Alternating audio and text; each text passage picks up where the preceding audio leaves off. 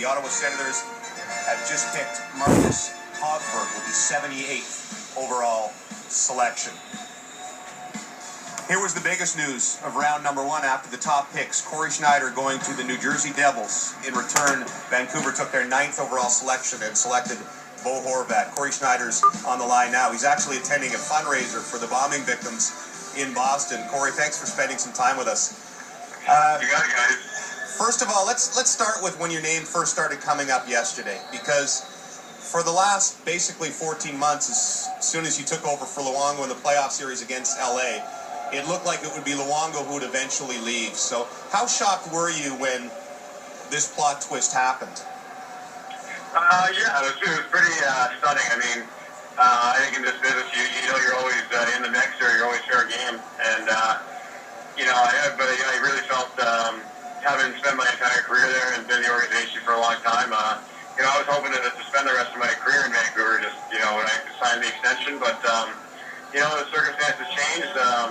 Cap came down, the salary cap recapture stuff sort of changed the dynamics of the market. So it's one of those things where unfortunately, it came down to this. While it's tough to leave a place like Vancouver, a great hockey city, I'm also really excited to be joining New Jersey and their great organization. Let's take it right to the moment. I know you found out about it from me in a text just before it was announced. I know you say you were shocked, but when you actually heard you were dealt, what was your initial reaction? Yeah, it was just sort of speechless. I mean, ever since we acquired Louis, I think, in 2006, I was still a prospect, and every trade deadline and every draft, I was supposed to be traded. So for forever and ever, it was, all right, this is the year you're going to get traded. And then, for the last year, I was kind of thought, all right, well, maybe this isn't the year I'll be traded. So you don't really know how to react when it finally happens. You've almost been expecting it for so long, and then, it actually happens, and you don't know what to say or think. But, the more it kind of sinks in, the more excited I am to take on this new opportunity. And, being from the East Coast, to move back east and be closer to family and friends is something that will be a great thing. And, again, I mean, the Devils have had a lot of success in the last 20 years, so I'm excited to become a part of that. You thought you were going to be the successor to Roberto Luongo, which was one thing. To be the successor to Marty Brodeur, is that daunting at all? No, I don't think so. I mean, again, in a market like Vancouver, trying to replace a guy like Roberto Luongo is a tall task. It comes with a lot of pressure. This will as well. Marty has clearly been probably the best goalie to ever play the game. So I don't think anybody can necessarily come in and replace what he's done for that franchise in that area. So, I'm just going to come in and try to be me and be the player that will best serve the organization. So I'm looking forward to working with Marty, and I think if a lot of goalies early in their career can work with Roberto Luongo and Martin Brodeur, they'd be considered pretty lucky, I think.